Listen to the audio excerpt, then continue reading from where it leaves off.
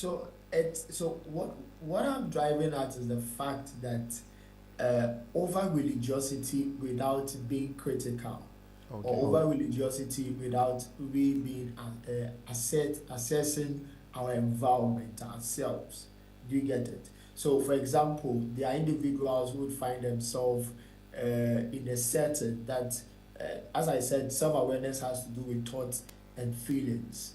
And so some people find themselves in a situation where they are unhappy about something, and instead of them to critically examine what exactly is contributing to what they are experiencing, they tend to jump into conclusion to say, oh, a spirit is doing this, it is someone in this party, someone over here, without they really processing what is happening.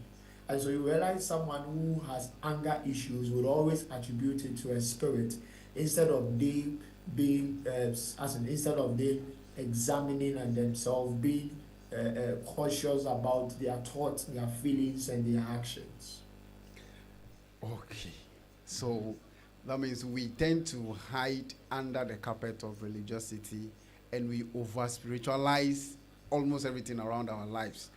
For instance, when I should be walking now and maybe I couldn't balance well and my leg hits a stone, I shouldn't be quick to confirm that, well, this is the work of the devil. But I should just understand that it's normal life that when I'm walking and I lose balance, I can just hit my leg against a stone if I understand you perfectly. But thank you so much for that beautiful presentation. I really love it. Uh, I Prosper, what do you have to say about that? Right. So I'll take it from this perspective. Some people, I feel some people are a bit self-righteous, so to say. Whenever there's a problem, they're able to notice there's a problem, want to solve the problem, or want a change. However, they look for a solution to a problem that is outside themselves, feeling that they are okay and there's no need for them to search themselves to see whether they have any problems with themselves or not. I believe that for any person, if you realize there's a problem that you want to solve, the first place to look into is yourself, Okay. is to examine yourself. Beautiful. So that what it means is that we are not being responsible as individuals. So we always want to play the blame game. Yeah, If that's there's an that's English fine. like that, Yeah, we don't want to stand in and drink the bitter things that we've generated by ourselves, but we want to attribute it to one thing or the other. sure. All right, thank you. Ekweselo, Yeah. what's your thought on that? Yeah, so for instance, you see those children that will say, for instance, sometimes me, I said I'm like, my daddy and my mom, they could have done better. Then maybe by now I know how to drive or something, right? But at my old age, you still want to be blaming your daddy and your mom.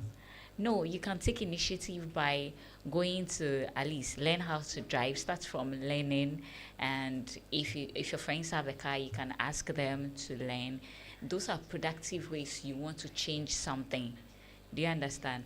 So we can't continuously blame yourself, even blame other people. Even how people respond to things you say starts from you. Right. It's everything actually starts from you. Immediately you know you can't even allow anybody to get you angry, because you know that everything is also there. It's how they also see it, it's how you also see it. So when you know yourself, you know how you are even going to talk to a particular person. Do you understand? Yes. Self-awareness actually helps a lot of things around us. Yeah. Wow, Agree. that's a beautiful one. Mr. Elulu, are you still with us? Okay, Mr. Elulu has dropped off. We'll connect him back, then we'll get his thoughts on the subsequent discussions that we'll have. There is a saying that a journey of a thousand Thousand miles miles. begins with a single step. Yes. And today we are talking about transformation. So, can we say that the first step to take in transformation or towards transformation is awareness? Is it cool for us to say that, Mr. Bright? I'm coming back to you again on this. Is self awareness the first step towards transformation?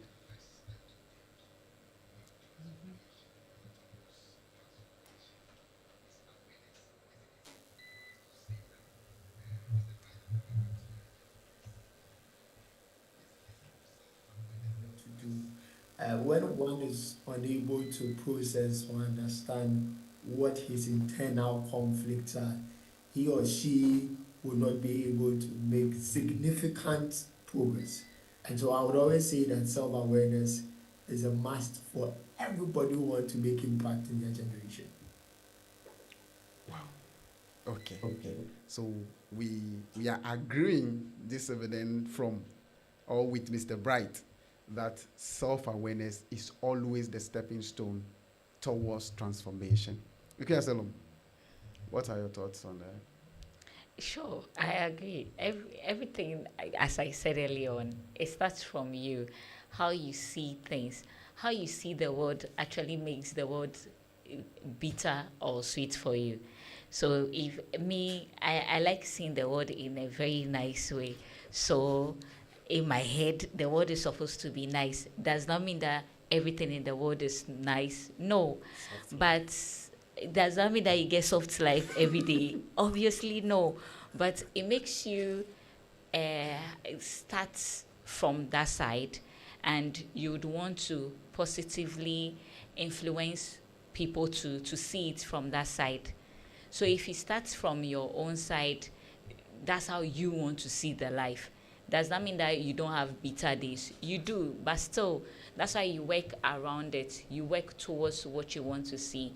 I don't have $1 billion in my account, but in my head, I have a very soft life. In my head, do you get? Aha. So everything, I agree totally. It starts from you and you knowing yourself. Okay. So it starts from you and knowing you.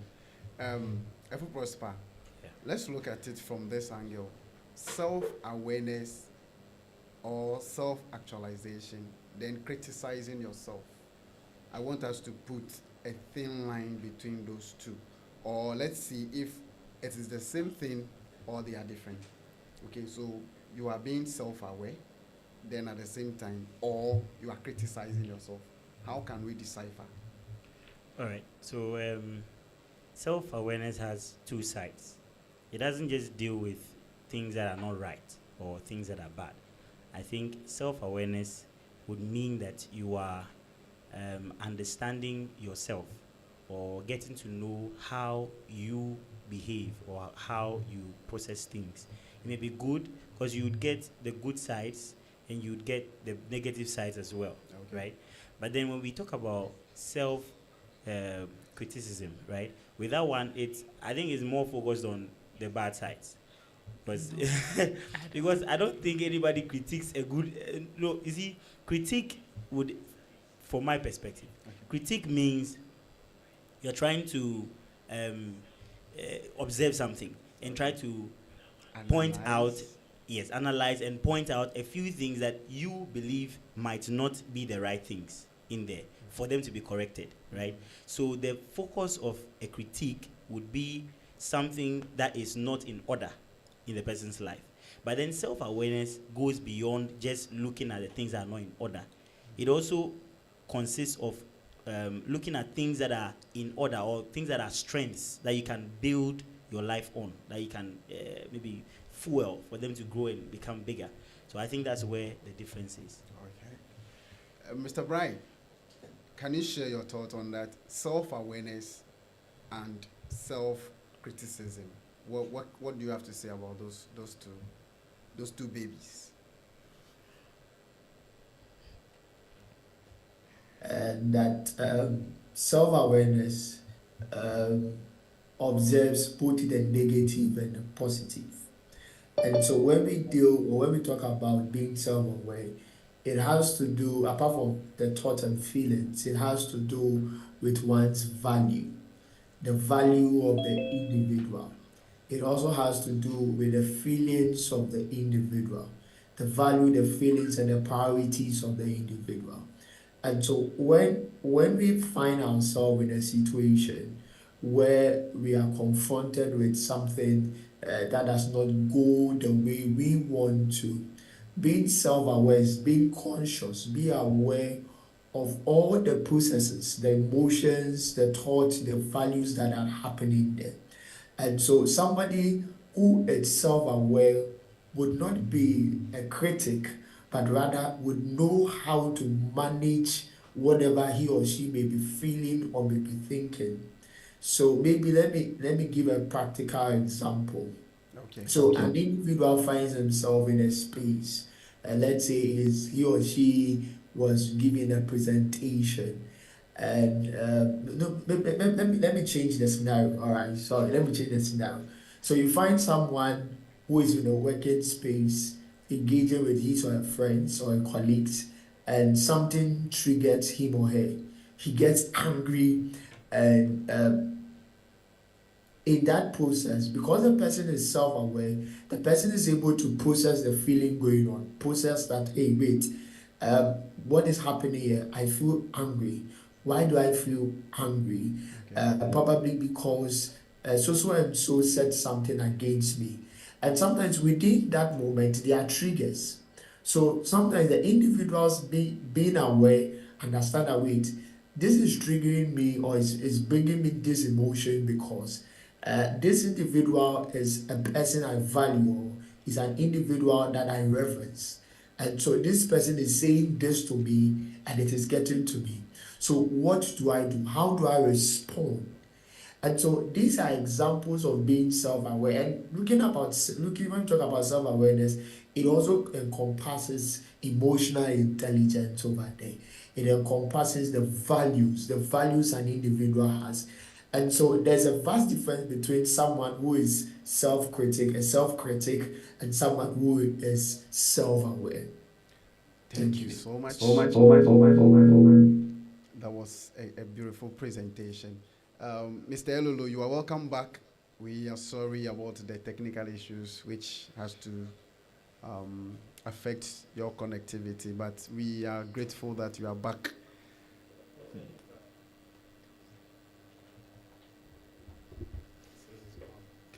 Okay, so some say that awareness requires honesty, but honesty often confronts our ego. And that brings us to this next question. And Prosper, I want you to answer this first, then the rest of the people will pick it up. So, what are some common blind spots that prevent people from growing? So, when we are talking about awareness, we are talking about you identifying yourself, looking around your life and your environment, and also considering moving forward. So, what are some of the blind spots that prevents people from growing?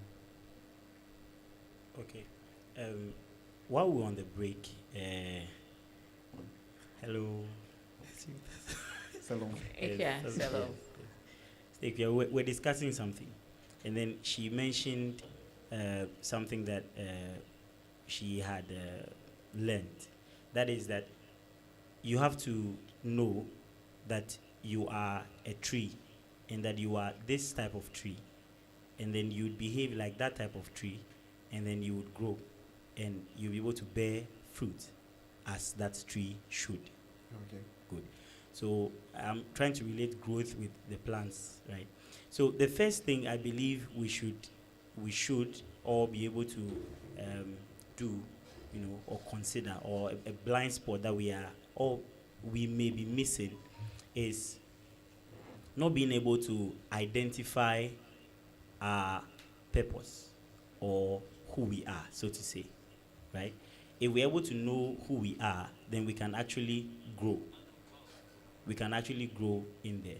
But then when we don't identify who we are, then we cannot grow. Just imagine uh, um, maybe a cocoa tree, right? Cocoa tree, all of a sudden having pods that are very slim and long, like okra, Okay. or maybe what do you call this? A mango tree no longer having the hard back that it has, right?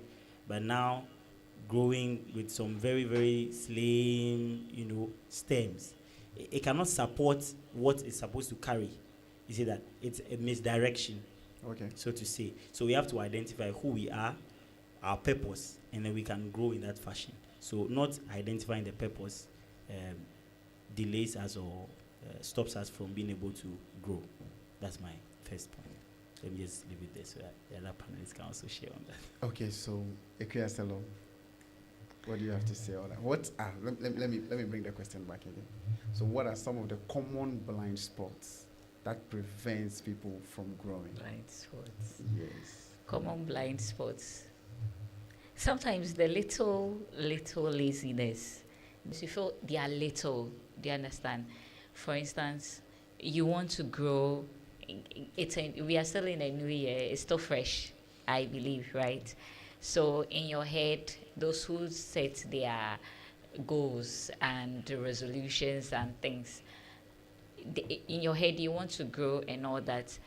If you put a timeline to it, you will know that today is 18th February. You will know that it's still early part of the year. If you are being a little lazy too often on your phone when you're supposed to be doing something else, that's all blind spots. But you just think that, oh, it's just 30 minutes on my phone. I'll put my phone down right now. By the time you see, it's been an hour, it's been 2 hours, and you're wondering, am I still pressing my phone? And yet you are still pressing your phone. Yes. So I feel the little uh, laziness and the little things that we just take for granted. Time in this case is very important. Some people might think, oh, I'm still in my 20s, so I have a long time. And you'll be here, and then your 30s come, and you're like, what happened in the 20s?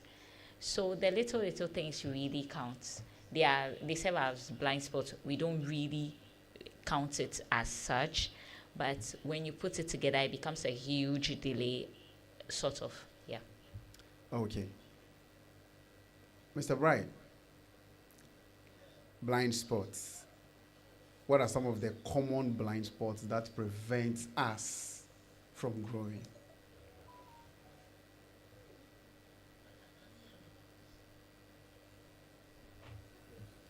Yes, I can hear you. Okay, okay. So when it comes to blind spot, I want to start from where our panelists and it has to do with personality. In my short practice, one thing I've realized is that personality determines quite a number of things for us.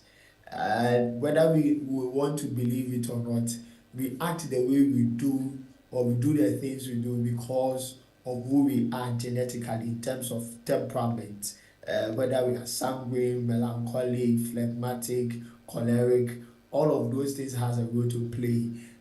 Whether we are introverted or we are extroverted, whether we are feeling persons or people or we are thinkers. All these things has a role to play in one being assertive, one being self-aware. Because some people naturally are able to pay key attention to details, whilst others naturally are not too good with that. And so, if you find yourself, if I should use the temperament theory, if you find yourself as a flag, there are certain things that will not come. Laziness is more like a natural something for you.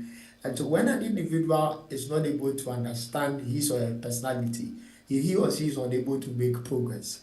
Another has to do with perception, as now the way we interpret the events around us, and that can be a hindrance. So, for example, you would see a lot of, and I'm not saying don't go to abroad. I'm not saying don't jackpot if you want to jackpot, but there are people who think that if they don't, they don't go outside the country, nothing would work for them. That people have wild ideas whilst they are not really paying attention to their strength and their capacity. And so you realize that people's mentality or people's interpretation of events has a way of blinding us and has a way of preventing us from being the best of ourselves. Another has to do with our environment. Our environment has a lot of roles it plays in who we are as a person, and whether we are able to make progress, whether we are able to identify certain things. So if you find yourself in an environment that does not give or does not support a self-examination and feels that if you question something, you are being arrogant or you are being too bossy, then you find yourself in trouble. So you find that there are people who would, let's say, MC a program, and they are complacent, they are okay with what they do, they are not ready to ask questions. How was the program? Is there something I should do? And the person says, oh, you did this way. So, all right, thank you. There are people who are full of themselves, and all of these things does not help for growth. And another blind spot has to do with our experiences. Um, Sometimes our past experiences, especially our childhood experiences, has a way of opening us or closing us in terms of being aware or paying key attention to the things surrounding us. So these are a few blind spots I would like to share. Thank you. It's moved from, I think one thing that you said there that really caught my attention is the environment in which we find ourselves. Um, Mostly, you realize that where we grew up has a contributing factor to some of the things that we do. From our childhood, the kind of people that we relate to you, um, in one way or the other, finds some little ways of affecting us as people. So that was a very beautiful one there. We'll move on quickly to another beautiful question that I have here. And Ever Prosper, this is coming to you first. Then I'll come to Salom. Um, why do people defend habits that are clearly limiting them? So you realize that someone has a particular habit, and um, whether the person knows or not, I can't really tell. But the person knows that this is what I'm doing, and in one way or the other, they realize that this particular thing is prohibiting me, but they still defend that particular act. Well, right, thank you for the question. I'd first say that for some people, maybe they don't know. Okay. Yes, in the first place. Maybe they don't know that this. No, with my question, that means they know. Because Okay. the question says, let me read it well so All that right. you get the context. All right. Why do people defend habits that clearly limits them? Okay, clear. So it's clear to them as well that Yes. it's limiting them. Right. So if they know and still are and they are still defending it, it's probably because they don't know how to go out of it. And if you are doing something, uh, maybe let's say that thing has become like your nature, and you know that anybody that sees that thing will target as a bad thing, you will try to defend as much as you can, because anytime they say this is a bad thing, they are in turn saying you are a bad person. So for the fact that they are not able to get help at the moment, right? Maybe they lack the capacity to change from whatever it is that is disturbing them. They have to, so to say, keep a close lock on it. You know, that hard, strong face, so to say, on the whole thing, defending it until they're able to get help. Everybody knows that some of the things are wrong. They themselves, some people, when you have certain conversations with them, they'll tell you that you just learn from the conversation that they are aware that some of the things that they are doing are wrong. But for the fact that they are unable to come out of it at the moment, they would have to defend themselves. Nobody wants to be tagged as a bad person. Okay. You get that? So I'll peg it there and I'll leave it for. Okay, so leaving it for Salom, I building up on what Prosper said, can we say that it has to do with I'm being careful. It has to do with a little bit of ego. Do you understand? Yeah. Because as he rightly said, you know that what you're doing is bad and it's affecting you, but you are still defending that. Can we say that it's as a result of the ego that a person has? Yeah, sometimes it's as a result of the person's ego and the power the person feels I'll give to you, if especially when people easily identifies the problem, when people easily just get to you and then I feel like onyawe too much, like they know you too much, and then you would have to defend it. In as much as you know it's bad, it is harming you, you would have to defend it at the moment. But trust me, in their heart of hearts, after they defend, every time they defend it, when they go back to their various homes or their various abodes, it comes back and plays to them. That is if those people that are trying to do the work, but they are not, as Prosper said early on, they are not, maybe they are not even trying the right way. Do you understand? I know I have a problem. I'm trying, but I'm not trying the right way. If someone points at it immediately, you it feels like you're giving your power to the person. So you jump at it and then you defend it. But after everything, in your heart of hearts, you will go back and you think about it. Okay. Yes, you think about it. I wanted to give an example about me, but it's okay. I'll be selling myself too much. Okay, so I'll be selling myself too much. building upon that, if I'm right, I want us to look at it from this angle, and I want you to speak to that.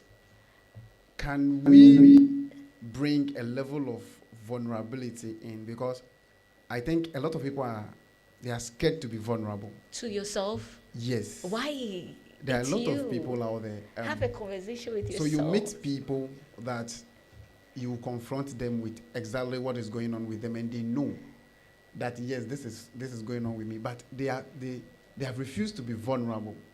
For instance, me as a person, I am one of the most vulnerable people you can come by. Hey. I am telling you, I don't hide it. Okay, I don't hide it. So, Hey. if I'm right, can we look at it from that angle? Does it have to do with the person's inability to be vulnerable, or what can we say about that?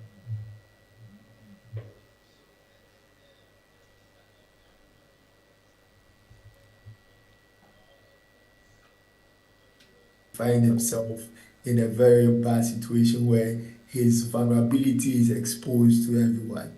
But I think my other panelists have given fantastic input on that. And so I will just bring a little technicality in there. So one key thing you realize is that anytime an individual defends a habit that he or she does not like or is detrimental to him or her, it's more of what we call defense mechanism. That is what Prosper said. It's a way of just protecting yourself, and it's a natural something. If someone should confront you now and say, Christopher, you are very wicked, you will not just start smiling. You would always respond against your. There's a natural tendency to respond to that. So it's a natural mechanism. But let me say that most of our habits are more subconscious. More subconscious. We are not really aware that we're doing that. And if we pay key attention to ourselves, we have so many habits we have not paid key attention to. I realize when anytime I wear my spectacles as my glasses, especially when I'm working on a PC or when I'm working around, I always have a way of just hitting it at the front there, this way. And I realize that, why am I doing this? And it's a learned behavior. So there are some habits that are learned. And I think I watched the movie and there was some goal. I remember the movie right now. Money Heist. Is it Heist or something? Heist. La Casa. Yes, The professor, anytime he's trying to be very tactical, then you see he hits his spectacles this way. So I realized that, so that is what I'm doing. So there are things we do unconsciously, Okay. and we have picked them up in our environment. And so if we are not so mindful, we think that the habits are just the smoking and stuff. There are a lot of habits that are going on that we don't know. So it's just what we see on the surface, but it goes beyond that. Now let me cite a good example. I'm trying to be brief. Yeah, so let me cite an example. So some people will drink alcohol. And as I said, if you confront them, there's always a defense. Oh, everybody, why? What is it? What is wrong about it? That is their way of making themselves feel a little good. But under that habit is a coping mechanism. So there is data to show that men drink a lot of alcohol than ladies, and that is because the men are using the alcohol as a coping mechanism to manage their stress. And so you realize that under those habits, there are actual meanings to those habits. And so drinking alcohol is not necessarily because he or she wants to, but he wants to what? Find peace. He has a way of giving him a certain, as in a very short temporary solace. And let me say that in every bad habit or in every habit, it provides us a sort of solace, a sort of peace. We may not necessarily want to do it, but when the edge comes, to be able to overcome the edge, we just do it. I don't want to go too technical about this, but you just realize that under every habit, there is an edge, and it is the wiring in our mind. And so to be able to find peace, to be able to be okay, we just respond to that edge, then we are good. And so let me just say that there is a need to seek help to be able to work over or deal with any habit that one is going through. Thank you. Okay, Okay, thank you thank so you much. so much. That was a beautiful one. So we will go for a quick commercial break. Then when we come back, we'll continue with the conversation. This is the new chapter.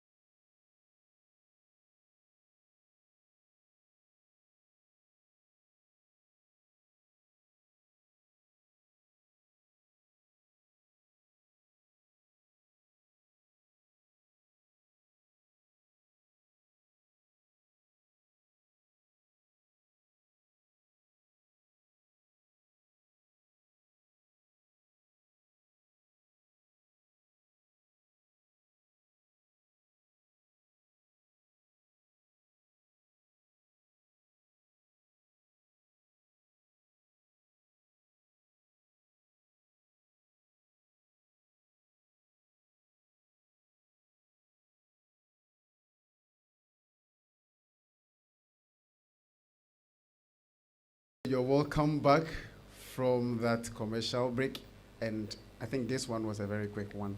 So thank you for sticking and staying with us. and we are having a conversation this evening on self-awareness. You've listened to my beautiful and handsome panelists and the beautiful and eloquent presentations that they put out there. And my vocabulary this evening is really nice. Yeah. Blow, blow, You should call for me in the comment blow, section. blow. Then I always also want to encourage you that when you have a question or a comment, kindly put it in the comment section. We'll take it from our producers, then we'll address them as well. And all those who are following us, a big thank you to you. I would like you to share the link to family and friends. Share it on your stats, on your socials. Let them follow the new chapter because we are turning the pages. All right. So, Wefo Bright, I'm coming back to you again because I want you to talk on this for me briefly. Then we'll move to another section of the conversation. So, in your experience as a professional, yes, what usually triggers someone's awakening moment? So, where that person gets to that breaking point, what are some of the things that we can say happens to the person to be able to attain that level? Okay, can you come again with the question? Yes, So, yes. In your experience as a professional counselor, and I think you have a very robust Psychologist. professional environment or scope. You are dealing with spirituality and Psychology. everything that has to do with it. So, in your experience, what can we say that usually triggers someone's awakening? So, maybe the person has been dormant for a very long time, or the person has been in a particular situation for a very long time, and all of a sudden he or she gets the light. What are some of the things that can trigger that light to come on?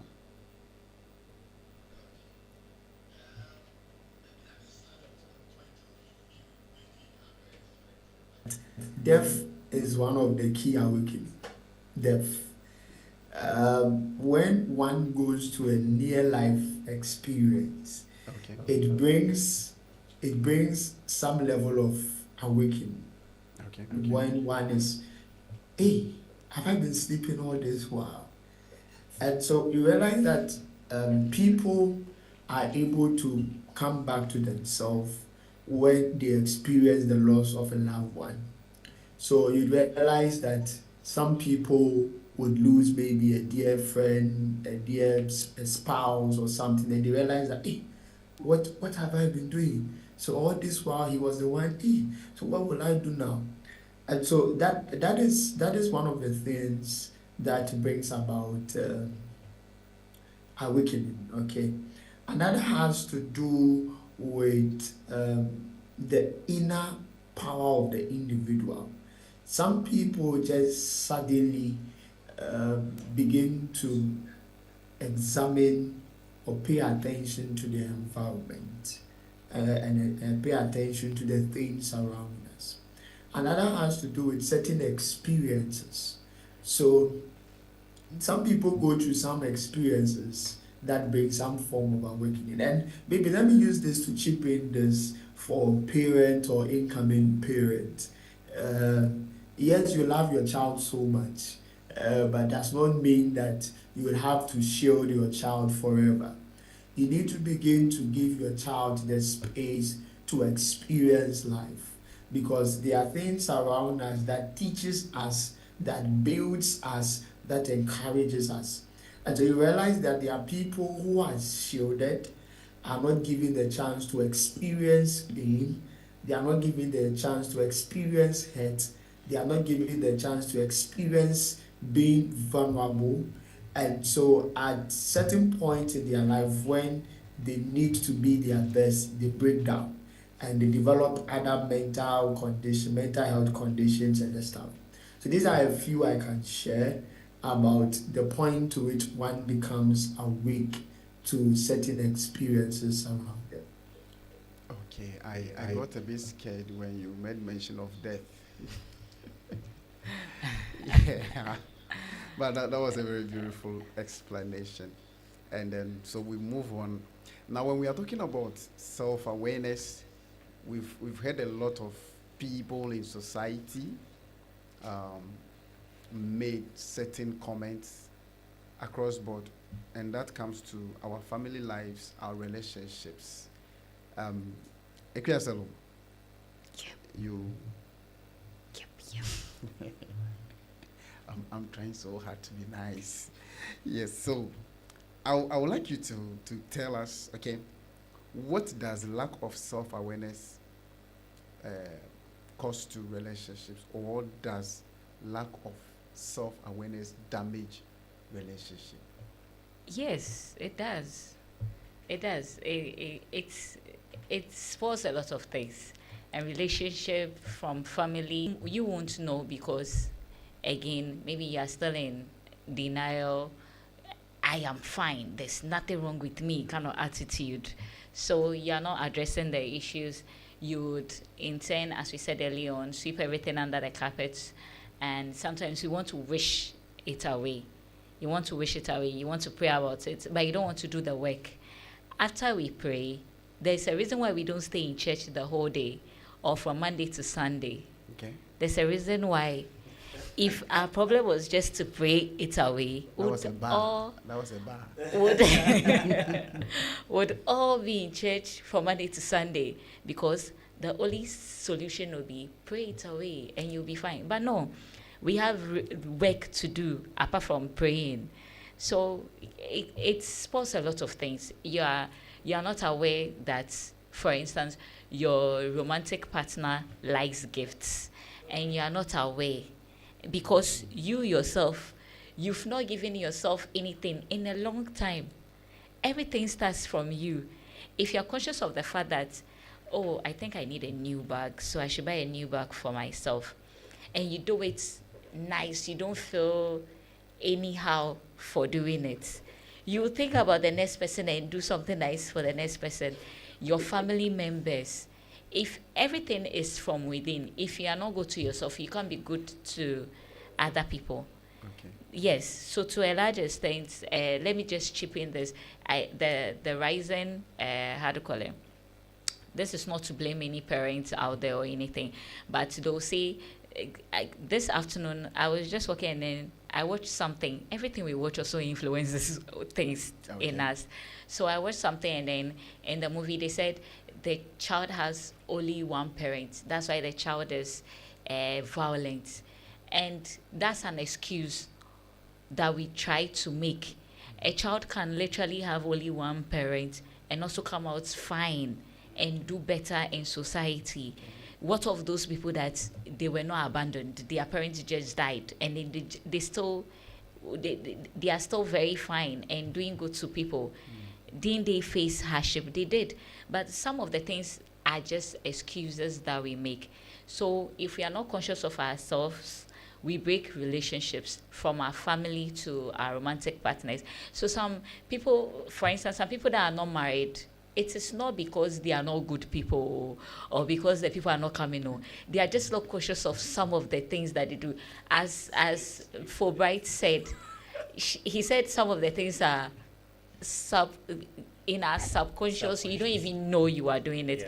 Okay. So you think it is fine, and you did it in your first relationship. You've not learned. You are doing it in your second relationship. No. That's not shit. Hey, and then you continue to share the relationship. Wow. Very unfortunate, but yeah, that's like talking to me. I just spoke to myself to an extent, so it's good. It's good. Yeah. Wow. That doesn't mean I've been sharing my relationships though. It's That's just to put that out there. Yeah, Duh. that's a nice one. That's a nice one. And I love the way Prosper was giving you a backing. You know, Yeah. he was really backing it. It means that Which means that he also Ichino, has a beautiful yes. thing to say about that. So Prosper, let's hear from you. Okay. Yes, as the lead singer now, not the backup vocalist. All right. So I think not being aware of yourself just makes room for a lot of offense in a relationship. Okay. It makes room for a lot of offense because when you are aware of yourself and you know that captures your environment as well, you would know things that trigger your bad side, so to say. and in a way you'll be able to communicate that. Some people don't even know that certain things trigger their anger.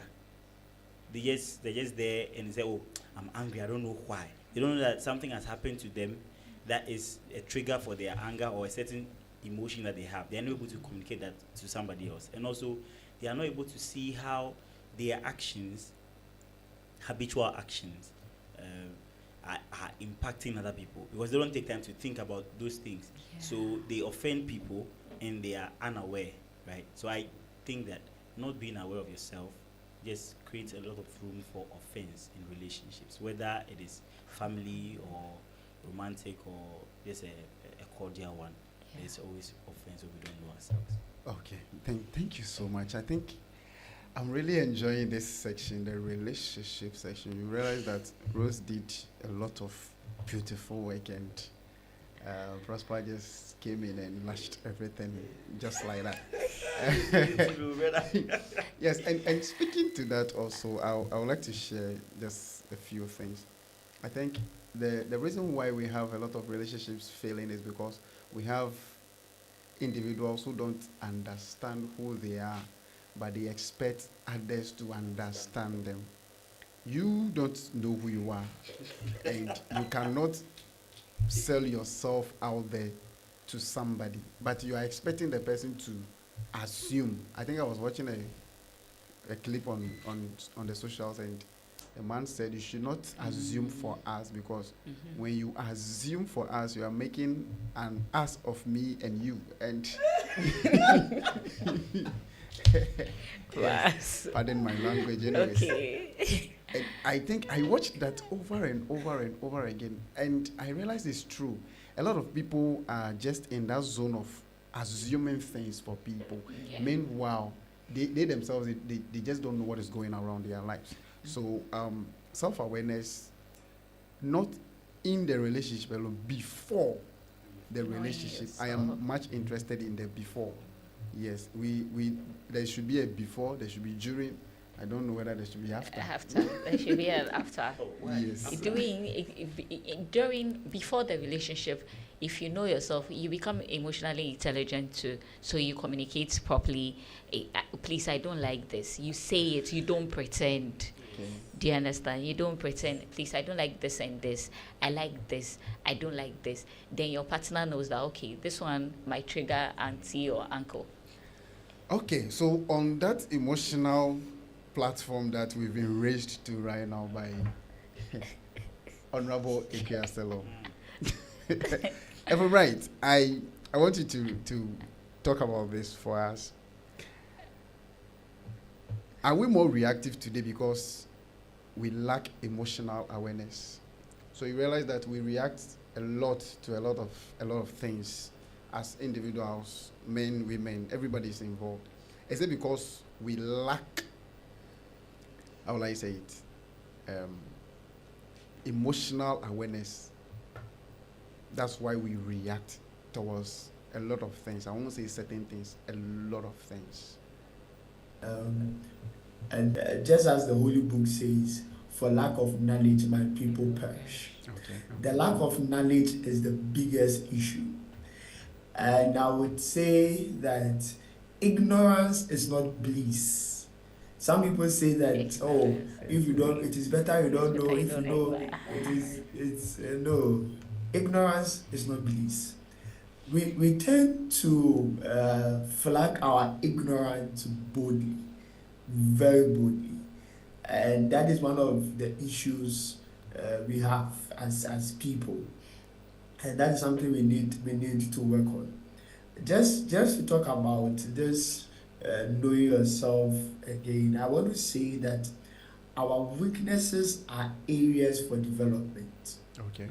They are not areas for as there are people who say, oh, this is who I am, that is I can't, that is who you have to take me like that or leave me. No. When it comes to even relationship, probably you are not a calling person, and we know that apart from personality and stuff, our environment influences who we are. And so maybe our background, maybe you're a single child, maybe you have siblings. All those dynamics has a way of influencing we holistically. And so how we deal with people varies. And in every relationship, we get to a point where we to meet or work with the other person. And so when we stay on the fact that this is who I am, it shows that the person is not willing to learn. Maybe let me give a very free vows day advice to the men and the women out there preparing for marriage or ready to marry, especially Prosper, because Prosper has to marry soon. Yes. So what I just want to say is that don't engage with someone who is not ready to learn. Okay. Don't engage with someone who is not ready to be corrected. If someone does not have a teachable spirit, run, run, run away from the person. And maybe let me give one of my mantra. It says that the illiterates of the 21st century are not those who can't read and write, but are those who cannot learn, unlearn, and relearn. And this journey of life and the journey of love, we need to learn, unlearn, and relearn. And so I'll use this to say that in the process of knowing each other, let's not just settle for, oh, I like Banku, I don't like Banku, I like this. And let's seek for professional help. The professional help would bring clarity to who you are. By the time you seek professional help, your assessment is done, you have some conversations, you have a very deep sense of self, and you are able to move from that, and that would help shape quite a number of things. And so please, ignorance is not bliss. Thank you. Oh, that's breathtaking. And I think Prosper has received the message Wholeheartedly, in good wholeheartedly, faith. wholeheartedly. No, but that's No. a good message. That's a very No. good one. You should think about it. Bright directed. And as the head that presentation you will to be you. in the relationship, No, but the you are side the that head in the relationship, so you'd have to show by example, leadership by example. That's what God created the man to do. Okay, thank Okay, you. Seven. Thank Yeah, you, thank you so much your for best putting one it on to this. for putting it to prosper. Yes, Yes. leadership by example. You don't like So we are waiting for the but it's save the fine, no dates. worries. And then Well, I think I like Banku side. I've always said it time and time again that Life is serious we than have Banco. a lot of misplaced priorities, especially when it comes to relationships, a lot of misplaced priorities. So things that we are supposed to focus on and develop and pay attention to, we care less about them. Someone had a girlfriend and they were having issues, so I happened to Eh, I'm not a counselor. As a anyways, but counselor. he confided in me and he shared with me. So I just asked a simple question: what is your love language? And he has no idea about what is called a love language. So speaking about awareness, the person does not know the language that he speaks when it comes to love. So how will he be able to know the language that the partner speaks in the relationship? So by the grace of God, I was fortunate to know some of the love language, Allah, Wow. counselor. and Wow. I shared with him. Then I told him that, okay, now these are some of the things that you can go and look out for in your partner. And I will say, by the grace of God, he came back with some positive vibes. Counselor. And I felt happy. Counselor one. Yes, Counselor. I felt happy so much that I was able to teach Yeah. someone what he does not know. And it has really, really helped. And that's him a in teachable his person, as Yes, Mr. he's Bright also a said. teachable A person. very teachable person. And So that it is depends if the partner is also teachable. Then the partner will learn what you taught, Exactly. and it will help the So relationship. I think what happened is that later on he told me that the partner would like to maybe meet me when I am free. Hey, counseling session activated. So I think Allah. I should go to Yes. Bright and receive some Yes, few tuition. tips. No, And you have to learn to be a So- counselor, so you know the job. You can't come and be doing just love language and be doing part time and be taking money from people. yeah, so I think this, even though it's not a relationship, but they've given us a Vows Day bonus. Yes. Yeah. So let's make good use of that Vows Day bonus. And if you're out there, you don't know the love language that you speak as a person, please, you can either see me, because now I know. Now I know. Yeah. Sorry, I sir. know small. I don't know all. I know small. So you can see me for one-on-one. Then I won't charge you much. Okay. One-on-one. Yeah. You are charging without license. Oh, that's why I won't charge you arrest much. you. Oh, just Come and catch TNT, you. then we are good to go. All right, so now we have spoken about a lot of things that has to do with awareness, why people are not aware in the various areas of life. But I think one thing that I love about Ghanaians and I don't love about Ghanaians is that we talk a lot about the problem, and at the end of the day, we fail to find solutions to the problems.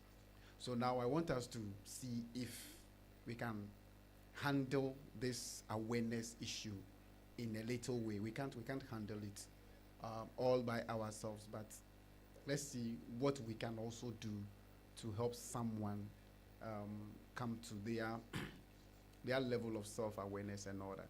So, Prosper, the one that was just gifted a Valentine gift, you know, he has received a gift on my show.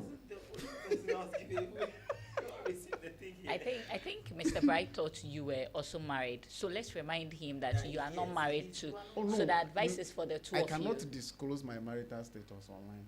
You know, I can't put my life online. So just be calming down. Let's talk about it behind Let's us. go.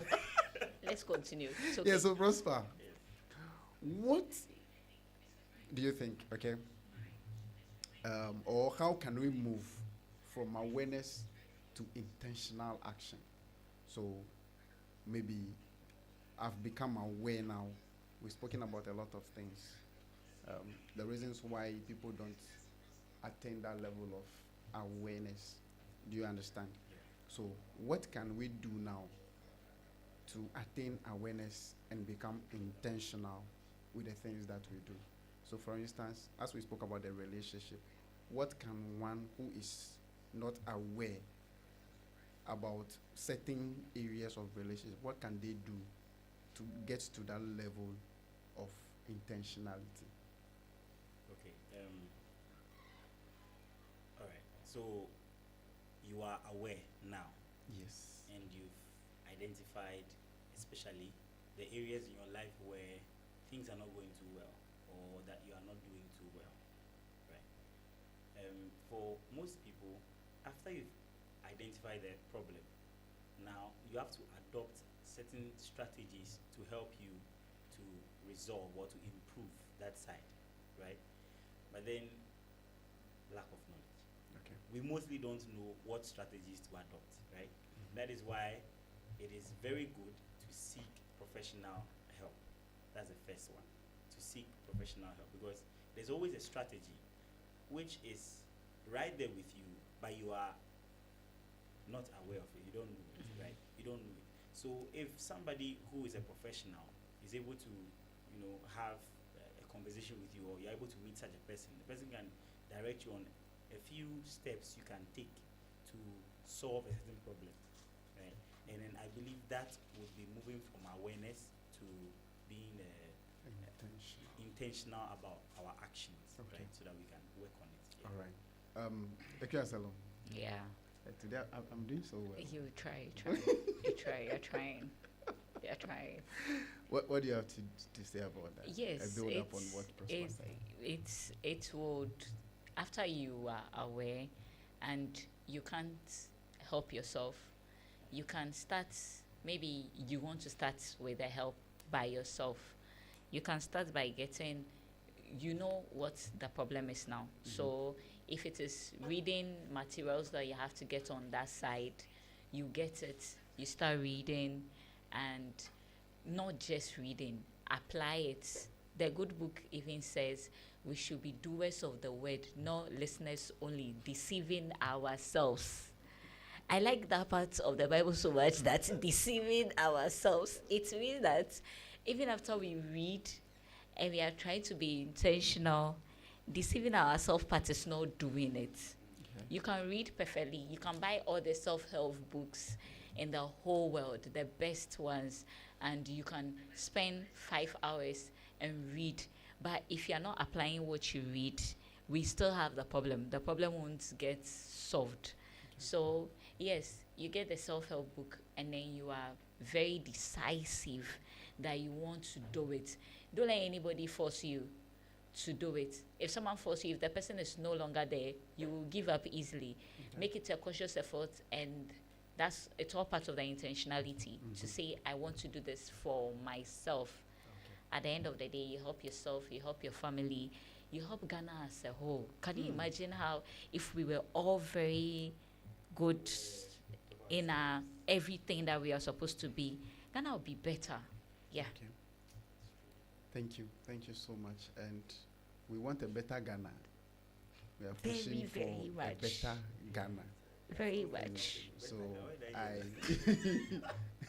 on that better Ghana note, I want to take us back a little.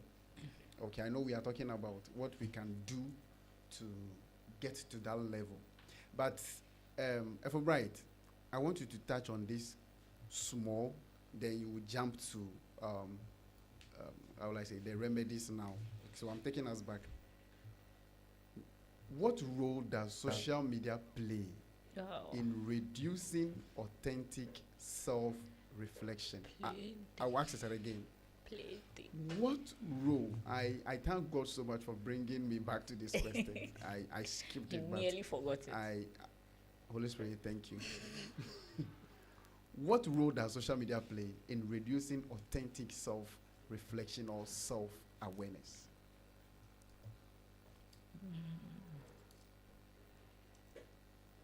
Social media plays a critical role in self-awareness. Let me say, social media can be very positive. So, for example, whatever we are doing here, I'm able to connect to you because of the internet and all of that.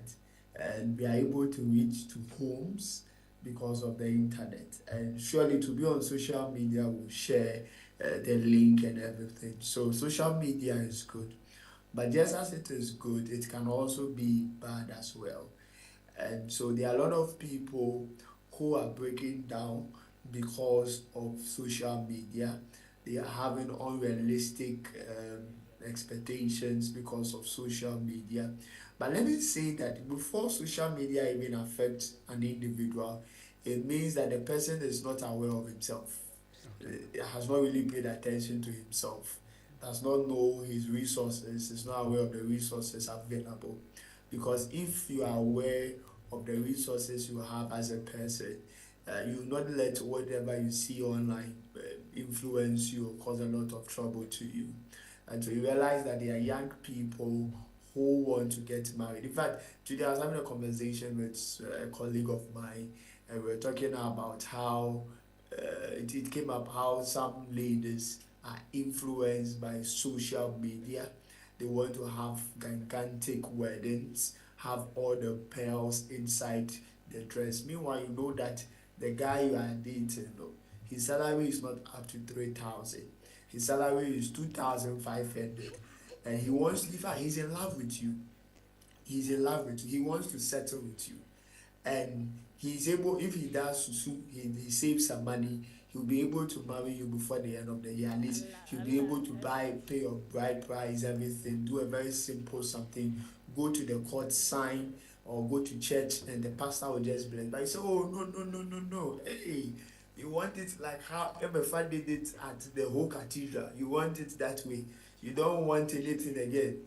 And so you realize that it's causing a lot of harm, and it's causing a whole lot of harm, not only in terms of marriage or relationship, even in terms of education. in terms of salary, in terms, in fact, there are a lot of things that have been affected by social media. So we'll use this to encourage. Look, it's not everything you see on social media that is real. A lot of them is polished. And you see some people who are worried about their skin color, body image, especially our ladies. I'm sure my sister there can relate to that. You see someone online, you say, hey, it's like God, when he was creating me there, I was the last item he created because he was tired. So he just added some things. And so it has a way of influencing us. So we have to be very careful with that. And now coming to turning knowledge into actions. For me, I would recommend therapy for anybody. Okay. Therapy is not for people who are sick or who have mental illness, but it has to do with people who want to improve the quality of their life. Okay. And so, because it's not because I am a therapist, but I've seen the power of therapy. It's a good space to reflect. It's a good space to grow, and so I recommend that to anybody. But there are reasons why some people would not go for therapy, maybe because it's expensive, but there are affordable sessions around that you can take advantage of. Another reason people don't turn knowledge into actions is because research says that many people are able to resolve their problems without professional help. So some people naturally within the process are able to gain momentum and address whatever issue it is. And so that's why some people don't need it. So it's not everybody that will go for therapy because they have that strength. Another has to do with some people learn just as our brother Prince said, he's also a counselor. And so he falls under what we call the natural helpers. There are people who are natural helpers. You have your big brother there, you have your pastor there, you have your mom there, who you are able to approach and just share something without seeking professional help. And they are able to provide the support you need. And so that's why people don't, because they have natural helpers. And so I'm sure that when I even come to Prince, he will give me more knowledge than I have about love language. Because I think yours has some secrets I don't know. So I think I have to see you It's more for that. natural. And the last thing I would share about turning knowledge into action has to do with the self-help books, the high quality availability of self-help materials. Just as my lady said, you can get some books. You can even there are videos you can watch online that can change a lot of things for you. So yes, these are some reasons some people don't seek professional help. But if you can, please seek. It will be one of the biggest blessings to you. Thank you. All right, all right, all right. I think I want to try therapy. You want to Sometimes go for I a feel like session? it sounds some way, but I would really want to You try. want to go for a session? Yeah, Then come and see just one session. the natural Just counselor. No. I don't want any natural counselor. I want Mr. Bright is there. I want an expert, not naturally in your head counseling. Gifted No, child. Oh. I'm also a gifted child. Okay, I want All right. expert advice. Thank you, thank you. I think that's one thing that a lot of us on this side of the world. No, but some Ghanaians actually do. It will surprise you to know Okay, that I think if we want some to do the Ghanaians stats, if we really want to do go. the stats, Yes, the numbers Let's are take whole- let's not take not whole. high. Who, for instance, okay, let's take who, for instance. How many people are likely to go in for therapy sessions? We might not know the actual number, but of course it won't be high as compared to outside the country. Even Yes. the whole of Ghana, it won't be a high number You see, I think because we are at that level because a lot of people feel like, let me keep my issues to myself. the society Do you kind get of it? makes you Exactly. want to do So that. you call but in instead of stretching out to look for help.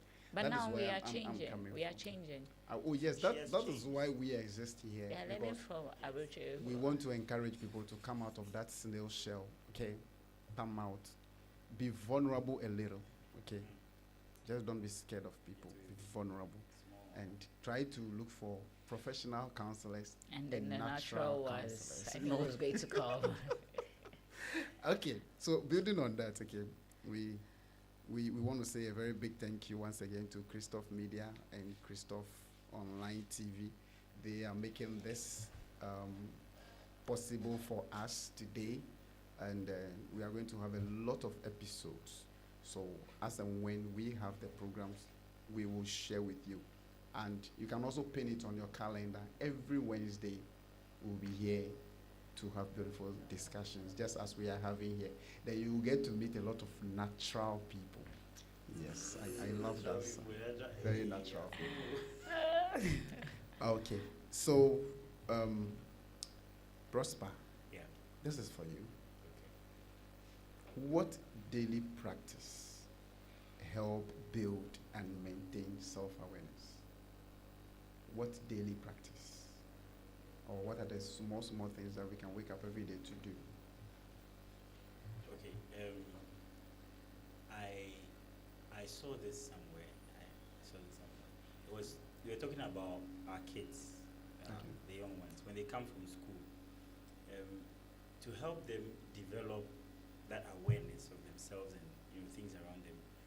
We are told not to ask them yes or no questions like how was school? School was fine. Did you enjoy school? Yes, no. But we should ask questions that make them think a bit deeper. A question like, what did you enjoy about school today? Or what happened at school that you feel that you could have done better or you could have changed? Those sort of questions. So applying that to every individual. When you get home from work after your day, your whole day's activity, before you go to bed, I would advise that you can just ask yourself a few of these questions. What or how have I brought joy to anybody today? And I'm sure by answering some of these questions, you would identify things that you have done well. And if you see the trend, you can even identify a skill that you have, right? Or a good side of yourself. Okay. And with that, you can also identify certain things that are not in line, right? And with that, you can write down a few things. Maybe, okay, the way I spoke on this topic wasn't nice. I want to change it. And then in the morning, when you wake up in the morning, you can just refer to those notes so that it reminds you, so that you'll be a bit more conscious about it when you go to work. You take your time or to school, whether you're young or old, Okay. you'll be a bit more conscious about it. I think that is a daily practice that would help us to build awareness in ourselves and stay there. Yeah. All right. Thank you so much for that beautiful presentation. My producer just signaled me that we're running out of time, but we'll still a little bit of time and look at some of these things quickly, then we call it a day. So Salom, Yep.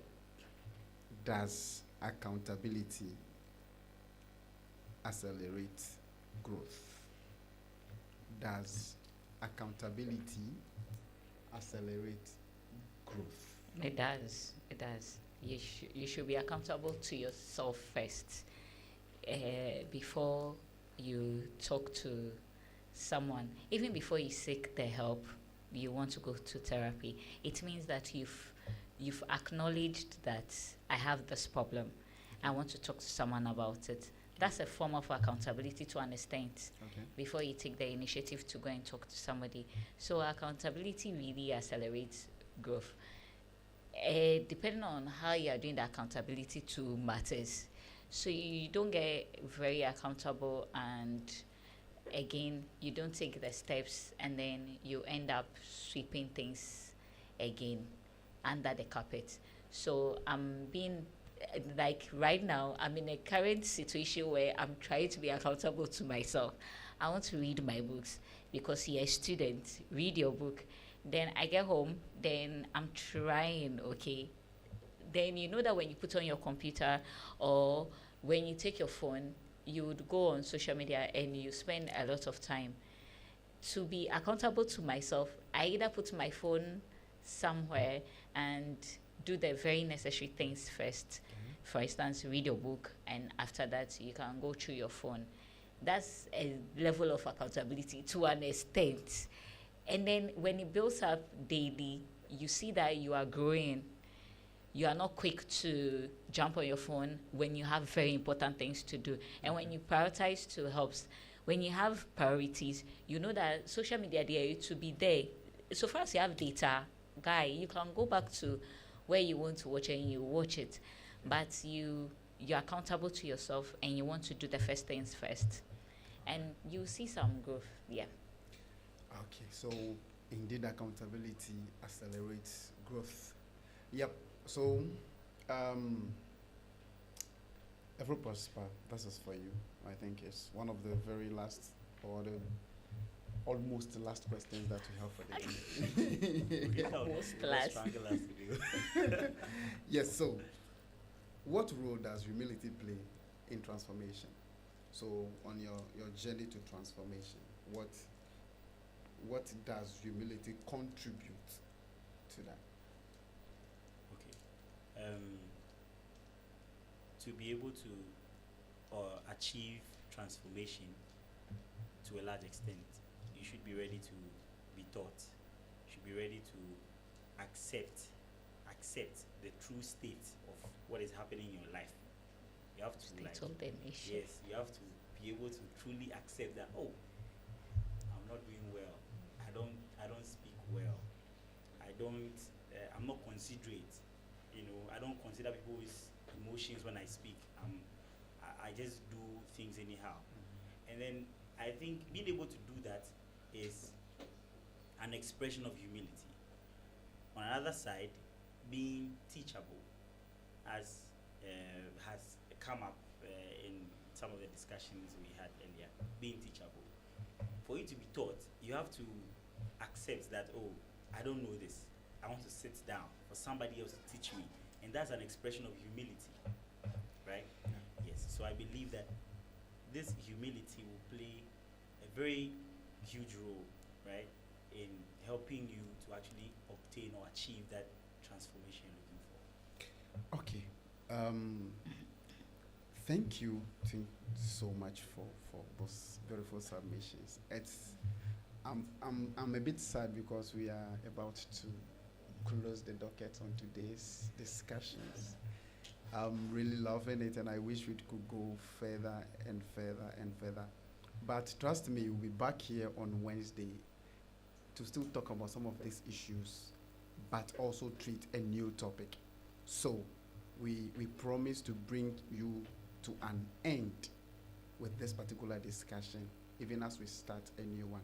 Remember, all that we are doing is taking you to the new chapters. And when we are not done with the old one, there is no way we'll move to a new one. So even as we continue to turn the pages, we ask you to stay tuned to Christoph Online TV, and there are other programs that they still do. Make sure you follow them on the socials, most especially YouTube. Enjoy their programs and enjoy this one also. So I want to use this opportunity to thank Prosper and Ikuya Salom. Yeah, today I've been on point.